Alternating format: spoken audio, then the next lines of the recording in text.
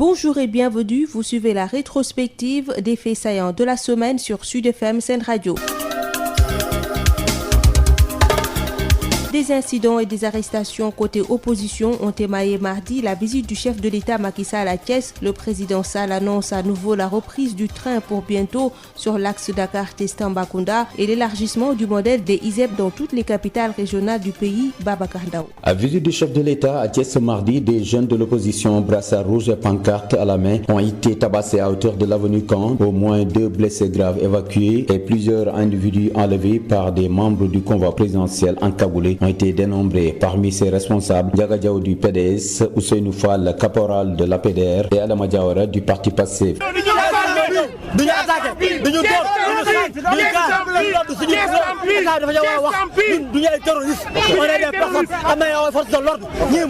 Les partisans de la nouvelle coalition Benno Bokk Yakaar Rewmi ont réservé une forte mobilisation au chef de l'État jusqu'au site de l'ISEP, l'Institut supérieur d'enseignement professionnel de Thiès, ouvert en 2013 avec ses 28 métiers et 1200 diplômés déjà sur le marché de l'emploi, a séduit le chef de l'État. C'est un modèle qui me séduit. Croyez-moi, nous allons augmenter les moyens pour décupler les ISEP sur l'ensemble du territoire national à partir de 2022 et couvrir ainsi une région, un ISEP.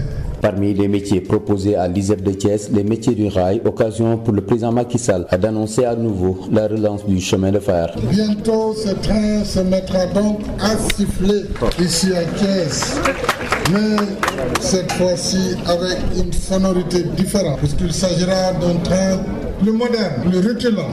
Et l'ISEP de Thiès trouvera dans la renaissance du rail une formidable source d'apprentissage et de valorisation des compétences de ses apprenants. À l'autre bonne nouvelle annoncée par le chef de l'État, c'est l'octroi de bourse à tous les apprenants de l'ISEP. Je décide que nous octroierons une bourse à chaque étudiant, chaque apprenant ou chaque apprenante de l'ISEP. Par ce biais, faciliter le transport et la restauration.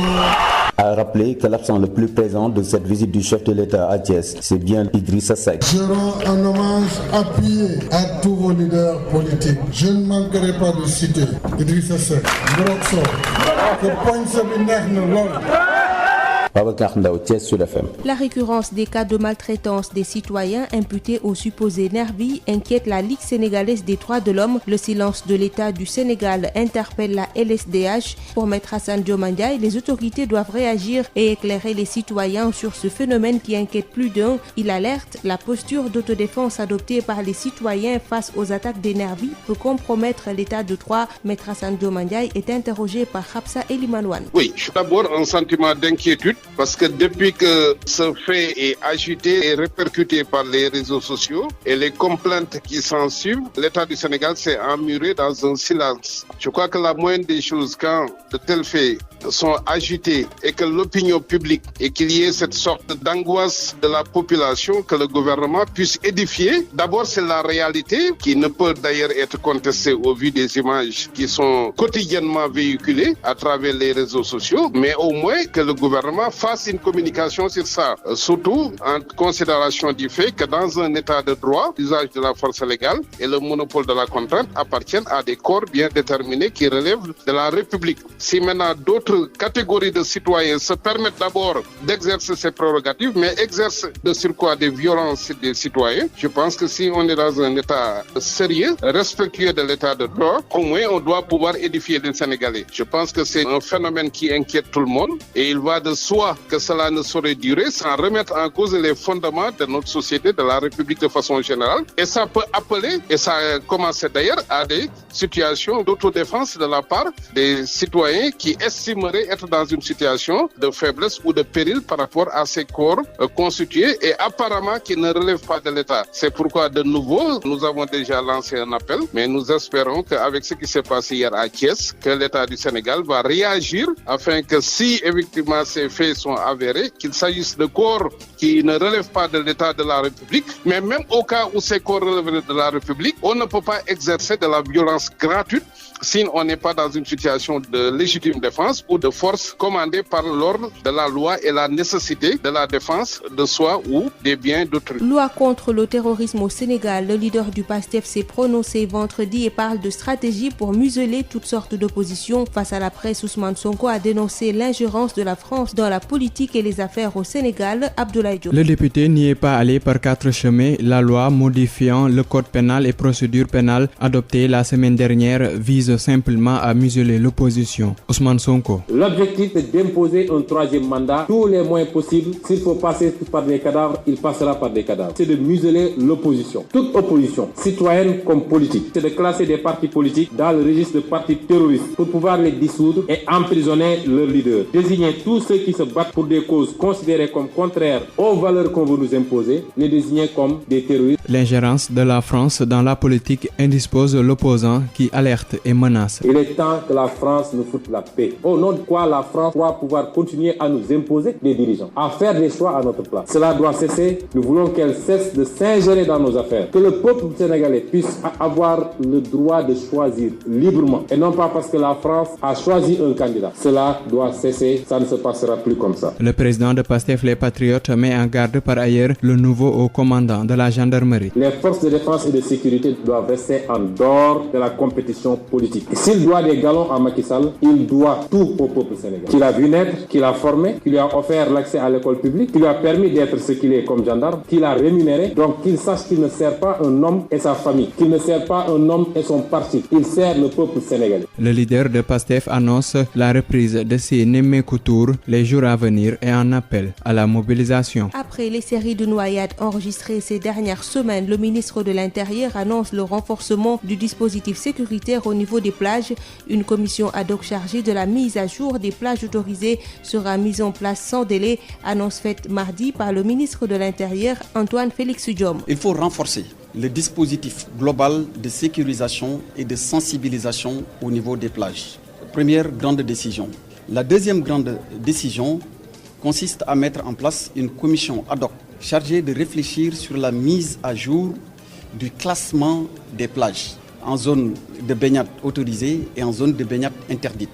Et pour rappel aussi, en 2007 déjà, et en application de ce protocole d'accord, le ministre de l'Intérieur avait pris un arrêté encore en vigueur pour classer les différentes plages en plages autorisées à la baignade et en plages interdites à la baignade. Mais le monde évolue, le temps fait ses effets sur les différentes plages, de sorte qu'il y a une nécessité de les reclasser au titre des différentes mesures devant être prises dans ce cadre. Mais il y a des plages qui sont très difficiles d'accès. Il y a des plages qui sont dangereuses en raison des plateaux qu'elles offrent. Et il y a aussi des plages sur le plan purement environnemental qui font l'objet d'un certain niveau de pollution.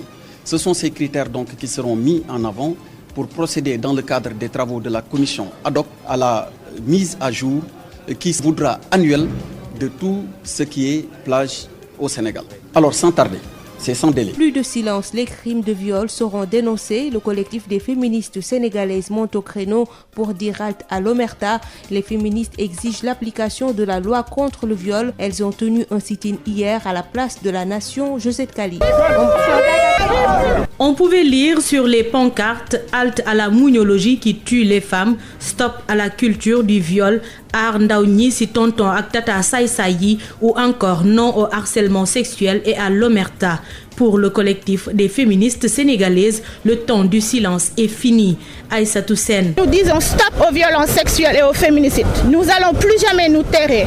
Nous continuerons à manifester, à nous opposer aux actes de viol et à montrer notre indignation devant toute une communauté nationale et internationale. Depuis la promulgation de la loi 2020-05 sur le viol, elle réclame sa mise en œuvre et un durcissement des sanctions sans discrimination. La loi est là. Maintenant, est-ce que la loi est appliquée? violer? Non, parce qu'aujourd'hui, on se rend compte que depuis la loi a été votée, quels sont les hommes qui ont eu 10 ans et 20 ans de prison pour viol? Pas beaucoup. On attend à ce que l'État puisse, pas l'État, la justice aujourd'hui puisse appliquer la loi. Qu'on arrête d'avoir une sensibilité envers les violeurs et pas envers les victimes. C'est anormal aujourd'hui qu'une mineure soit violée et la personne auteur prend 2 ans ou 3 ans et même bénéficie d'une grâce présidentielle pour sortir. Il faut que le viol soit vu comme le crime que c'est. C'est pas normal. La justice doit s'appliquer pour tout le monde. Toutes les 24 heures, au moins, 3 victimes de viol sont enregistrées, d'où l'appel à un changement de regard de la part des populations. C'est la victime qui est stigmatisée dans notre société. Dans notre société, c'est une violée qui doit avoir honte et qui doit se cacher, alors que c'est le violeur qui devrait avoir honte et se cacher. Dans cette société, on pointe du doigt les violées, on leur demande qu'est-ce qu'elles portaient, on leur demande où est-ce qu'elles étaient, alors qu'une personne violée n'est jamais responsable. Elle n'est jamais responsable, elle n'a absolument rien qui justifie le viol. Les seules personnes responsables, ce sont les hommes qui violent.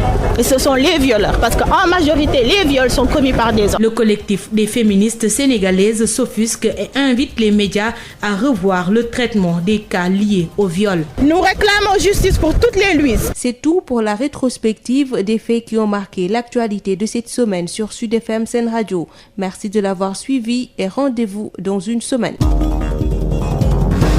bokk déglukat yi dal leen ak jàmm ci seen jotaay xibaar yi gënoon a fës ci ayu bés bi ci Sud FM Sen Radio. ay jàmmarloo ki arrestation fësoon nañu lool talaata bi ñu génn gannaaw ba njiitu réew mi Macky Sall doon amal tukkib nemmeeku ca diwaanu Thiès président Macky Sall doon fa yëgle sax ne autorail bi dina tàmbali dawaat diggante Dakar Thiès Tambacounda te li nga xam ne moo di ISEP yi dinañu leen yaatal ci capitale régionale yi nekk ci réew mi yépp Babacar Ndaw ak tukkib nemmeeku président Macky Sall ci Thiès opposition bi rawatina kuréelu M2D ni ko ñu ko digle woon noonu lañ ko defee ñëw nañu seen ay t-shirt yu xonq ak ay brassard rouge ñi nga xamante nag ñoo àndaloon convoi président Macky Sall bëgguñu ko woon gis ba tax na ñi ñu duppee ay nervi dañoo wàcc agressé leen gaañ nañ si ñoo xam ne dañ leen yóbbu l'hôpital seen responsable ñu demee ni que Ndiaga Diaw bu PDS Ousseynou Fall bu APDR ak ki nga xam ne moom mooy Adama Diawara bu Pastef yoon dañ leen teg loxo si naqarub ñi nga xamante ne it ñoom jot nañ ci mucc bokkoon ci ñoom. duñu attaqué duñu door duñu xaaj duñu gaar suñu état dafa war a wax ñun duñu ay terroriste. terewul mobilisation bi ñooñu Idrissa Seck ak ñi nga xamante ne ñoo bokk ci président Macky Sall fii ci Thiès amal nañ ko li ko tàmbalee biir Thiès ba ISEP bi mu doon dem moom jiitu réew mi sax jàpp ne ISEP bi modèle la boo xamante ne lim ci doon séntu gis na ko. C'est un modèle qui me séduit. Croyez-moi. Nous allons augmenter les moyens pour décupler les ISEP sur l'ensemble du territoire national. président Macky Sall yamu si nee na élèves yi ku si ne dana la may bourse way te jàpp na ne am na métier du rail yoo xam ne dañ koy jàngale foofu ba tax na sax nee na lii di chemin de fer moom dees na ko joyantiwaat si diir bu gàtt. Bientôt ce train se mettra donc à siffler ici à Thiès. maa ngi leen xamal ne train bi dina tàmbalewaat si beneen anam boo xamante ne bu mucc ayib la riir bi du bare coow li du bare parce que ay normes yu rafet lañ ko def. Mais cette fois-ci avec une sonorité différente. Puisqu'il s'agira d'un train plus moderne. njiitu réew mi jàpp nag ne ISEP yi sax dina ko lawal ci diwaan yëpp ngir xale yi tey jii mën a des seen dëkk di fa jànge jàpp na modèle bu am solo xale bi jàng am métier bu génnee mënal la boppam di fàttali nag njiitu parti réew mi Idrissa Seck moom ñëwul ci nganale gi ba tax na sax indi na laaj yu bare lan moo waral absence am. Je ne manquerai pas de citer Idrissa Seck. Ngorok Sow. que poñ sa bi neex na lool. Babacar Ndaw Thiès Sud FM. ci lu soxal xeetu violence yi nga xam ne ñu bëri dañu koy daj ci jamono ji te ñi leen koy jëfee ñu leen di tuddee ay nervi Ligue sénégalaise des droits humains mu ngi koy ñaawlu lool di nakarlu nag tekkaaral gi nga xam ne nguurug Sénégal mu ngi koy fësal ci lu ni mel Maître Assane Dioma Ndiaye dafa jàpp ne kilifa yi dañu war a àddu ci lu ni mel ngir gindi askan wi ca lan moo ko waral lu ko mooy loolee mën na indi jafe-jafe ci wàllu état de droit ñu teewlu ay kàddoom ak Xabsa Elimane Wane. waaw dañu jaaxle bu rëy parce que depuis ñuy wax mbir mi di wane image yi amuñu benn réaction officielle ci état bi mu mun a gindi sénégalais yi ndax d'abord ñooñu nga xam ne dañ leen jàppee ay nervi est-ce que ay nervi lañ wala ay force de l'ordre la yoo xam ne dañu solul tenue ñaareel aussi ci kaw ban ordre ak ban loi lañ leen mun a maye ñuy dóor ay citoyens parce que xam nañ ne même force régulière yi police ak gendarmerie amuñu droit user d'abord de la contrainte physique mooy jàpp nit loolu balaa nga koy def rek day fekk nga nekk ci situation boo xam ne infraction am na wala nga jàpp ne am na nga motif bu la may loolu ñaareel pour nga exercer violence day fekk soit mu doon légitime défense wala mu doon usage de la force légale boo xam ne li ko nécessité mooy défense de soi ou de autrui wala daal dans la nécessité de se défendre ci côté boobu lañ mun a utiliser violence légale bi nga xam ne yoon admettre na ko dafay wund ne bu fekkee nag ne amoo boobu prérogative di mun a d'abord jàpp nit mais ñaareel bi di ko dóor di ko bundu xatal ba di ko gaañ moo tax tey li ñuy xaar nag surtout li xew démb Thiès mooy phénomène bi egg na foo xam ne xam nga violence mooy jur violence te bu fekkee mbir maa ngi continuer commencé na sax dégg nga ñu koy wax citoyens yi ñu ngi commencé di armé wu ñoom itam ne du ñu nangu di bàyyi ay nit ñoo xam ne xamoo fuñ jógee di leen faat wala di leen gaañ te surtout dañuy jàpp ne force de l'ordre yi dañuy seetaan mbir yooyu te duñ ci wax dara nit ñaa ngi commencé di préparer li ñuy wax autodéfense te loolu buñ ko bàyyee mu dem suñu réew bi dinañ ko nasaxal état de droit kenn du ko waxati Sénégal moo tax nag ñu jàpp ne jot na état du Sénégal wala au moins ministre de l'intérieur mu génn wax d'abord mbir mi ndax am na wala amul mais ñooña fuñ bokk ak lan moo leen may ñuy mun a bund xatal ay citoyens buñ doon jàpp ni sax jébbal ko force républicaine ñu mun a xam mais lu tax ñuy dóor nit ñi di leen gaañ kan moo leen jox ordre boobu est-ce que état bi dafa cautionner violence non légale boobu defe naa ay appel la yoo xam ne tey mënuñu ko ñàkk bañ a lancer di xaar nag réaction état bi ci nu mu gën a gaawee. ci lu soxal loi bi xeex terrorisme fii ci Sénégal njiital Pastef àdduna ci àjjuma di fësal gis-gisam moom Ousmane Sonko dafa jàpp ne loolee dañ ko fi taxawal ngir daan bépp xeetu opposition ci ndajeem ak taskatu xibaar yi nag mu ngi nakarlu li France dugal loxoom ci ni réew mi di demee Abdoulaye Diop. député bi moom amul lu mu yox-yoxal nee na loi bi coppi code pénal ak procédure pénale bi ñu waa di wote ay bés yu ñu génn la ko tax a jóg rek mooy noot bépp opposition Ousmane Sonko. jubluwaay bi mooy nu ñuy def ba toogaat ci bopp réew mi nu ñuy def ba am un troisième mandat liñ ci jublu mooy suñu demee képp koo xam ne ñoom la ñu bëgg ak li ñu bëgg a imposer boo nee lii bokkul ak ñun suñu gis-gis ñu dugal la ci organisation terroriste syndicaliste bu fi jóg di casse droit am ñu ne terroriste système la ñu bëgg a andi boo xam ne système dictatorial absolu ba benn cadre bu àndul ak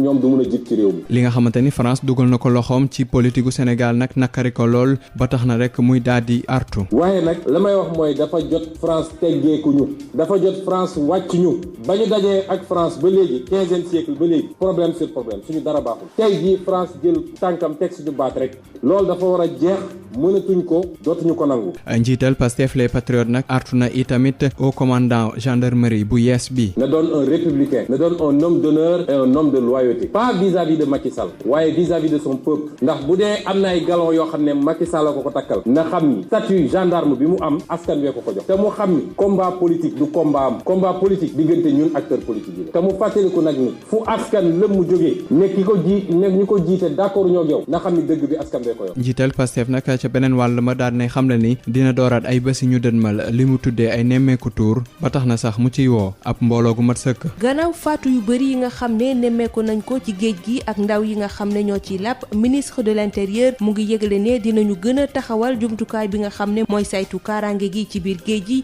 nee na sax dinañu taxawal ab kuréel bu ñu duppee commission ad hoc boo xam ne dina gën a càmbar géej yi nga xam ne moom la ñu may nit ñi ñu sangoo fa te dinañu ko taxawal fekk diir bu gàtt talaata la Antoine Félix Diome fësal yi le kàddu ci micro Amadou Moustapha Dieng. ñaari décision majeure yi nga xamante ni jël nañ ko premièrement gën a taxawal police ak gendarmerie ak sapeur pompier ci plage yi ñaareel bi gën a yee nit ñi ci li nga xamante ni mooy plage dangereuse yi ñu bañ fa dem waaye teg nag benn commission buy liggéey ci ñu reclasser rapidement plage yi en plage yi nga xamante ni dafa am danger ak plage yi nga xamante ni amul danger te bu boobaa dañuy jëmmal ak ay drapeau ak ay tableau fi nga xamante ni nangu nañ nit sangu fa ak fi nga xamante ni nangu nit sangu fa waxuma ko léegi ci tubaab waaye dinaa rafetlu loolu fédération sénégalaise de natation teewoon na ci ndaje bi association des maîtres nageurs teewoon nañ tamit ci ndaje bi nga xamante ni ñoo xamante ni la seen xam-xam màcc na jëm ci wàllu géej ñoo xamante ni tamit ñu engagé wu lañ ngir taxawu ak dimbali doomu aadama loolu mooy li nga xamante ni amoon na fi comme décision yeneen recommandation yi nag c'est dans le cadre de la commission ad hoc lañ koy finaliser ba la ñuy yegg ci tas ko ak waxtaan ci maanaam loolu moom amul déggandiku suba dinañ tàmbali préparer convocation yi pour sans tarder sans délai ñu tàmbali liggéey bi. ñu gën a surveiller plage yi gën di xool ak police ak gendarmerie plage yi nga xamante ni xale yi ñi ngi fay nekk waaye gën tamit di waxtaan ak nit yi gën waxtaan ak ñi nga xamante ni ñoom ñoo nekk ci plage yi mais gën a waxtaan tamit ak kilifa yi nga xamante ni ñoom ñoo njaboote xale yi ngir plage yi nga xamante ni dañ fa aaye ko fa dem ñu kenn bañ fa dem dafa am ay plage yoo xam ne dañuy tere ñu sangu fa li tax ñu tere ñu sangu fa du rek dañu tëb tere ko mais dañ ko tere ndaxte plage la yu dangereuse loolu moo tax décision bi mooy gën a ñoŋal taxawaay bi ci police ak gendarmerie ak sapeur pompier ci plage yi ñaareel bi mooy dañuy teg benn commission boo xamante ni lii liggéeyam mooy balaa yàgg ñu mën a def benn reclassement plage yi xool diggante 2007 ak léegi bi ñu mujjee reclasser plage yi lan moo fi soppeeku ba li nga xamante ni mën nañ ko def à jour ci niñ koy waxee ci tubaab xool léegi nan la ñu mën a waxee ni plage yi kat nangu nañ ni nit yi mën nañ fa dem sangu plage yi dafa dangereux wóorul ci nit yi ngir ñu mën fa sangu. jigéen yi xeex ak yelleefu jigéen yi nee nañu tekkaaral gi dafa doy te bépp xeetu sàkku boo xam ne gis nañu ko ci réew mi rek dinañu ko boole li ñu bëgg nag moo di loi bi nga xam ne voté nañu ko te muy criminaliser lii di viol fii ci Sénégal ñu daal di ko jëfee te du am benn xaaj ak seen démb la ñu amaloon toogaanu sikkimu ca place de la nation ngir fësal seen jàmbat ci mbir mu ni mel Josette Kali. ñu nemmeeku ci seeni pancarte ay kaddu yu ci mel ni muñ gi di faat jigéen ñi war na dakk siif gi ñuy amal jëm ci ñoom noonee aar ndaw ñi ci tonton ak tata saay-saay yi dakkal harcèlement sexuel wala patt-pataaral gi collectif bi ëmb féministe yu Sénégal ñooy xamle ni jamonoy noppi jeex na tey Maïmouna Astou Yade di présidente bu jigéen Sénégal. du ñu tàyyi mukk di wax ngir ñu wax doy na sëkk ñëw ànd ak suñu ay pancarte ngir ñu mën a ñëw wax stop wax ne dootuñu ko nangu wax ne itamit dootuñu noppi. ginnaaw bi ñu promulgué loi 2020-05 jëm ci wàllum viol ñu ngi sàkku ñu mëtal ko gën a dëgëral daan yi te bum ci am parloo. gis nañ ne boobu ba tey viol yi arrêté wuñu te li ci gën a doy waar mooy que ne tey dañu seetlu ne acte de viol yi nga xam ne ñu ngi koy jugé dans les tribunaux pour ñu appliquer loi bi dans toute sa rigueur c'est un réel problème donc li ñu ci seetlu mooy soit dañ koy def détournement de mineur donc ba tey état na mu waree sanctionner violeurs yi sanctionné wuñ leen li may wax état bi di ko exhorter rek mu mën appliquer la loi dans toute sa rigueur maanaam la nga xam ne moom la ñu jagleel loi bi di wàllu peine jëlee ko ci fukki at ba ñaar fukki at ñu respecté ko. daanaka benn fan boo jël ñetti ci ay jigéen dinañ leen siif loolee tax yile féministe di sàkku ci société bi mu am beneen xoolin jëm ci ñooñee. tey jii dafa mel ne Sénégal ni ñuy jëlee mbiru viol dañuy contribuer di yokk viol au lieu que ñu di ko wàññi dëgg la waaye suñu rôle ci wàll wi mooy ñu wax société bi ne leen ak bépp jigéen ak foo munti nekk que ne aucune femme n'est responsable d'un viol. 24 heures lu mu nee ñett ci ay jigéen di ngeen leen violer te li ci gën a am solo mooy boo demee ci boutique de droit AGS yi bés bu yàlla sàkk en moyenne am nañ juróom-ñaari nit yoo xam ne di ñëw wax ne dañ leen a sàkko donc at bi déjà mu nekk ay junni. collectifu féministe yu Sénégal yile ñooy ñaawlu te di woo taskatu xibaar yi ñu xool te am beneen doxalin ci ni ñuy traité lépp lu jëm ci kaawu viol yile. justice pour toutes les Louises. mbokk déglukat yi yile xibaar a gënoon a fës ci ayu bés bi ci Sud FM seen rajo ma leen di jaajëfal jox leen dig daje dibeer bi di ñëw.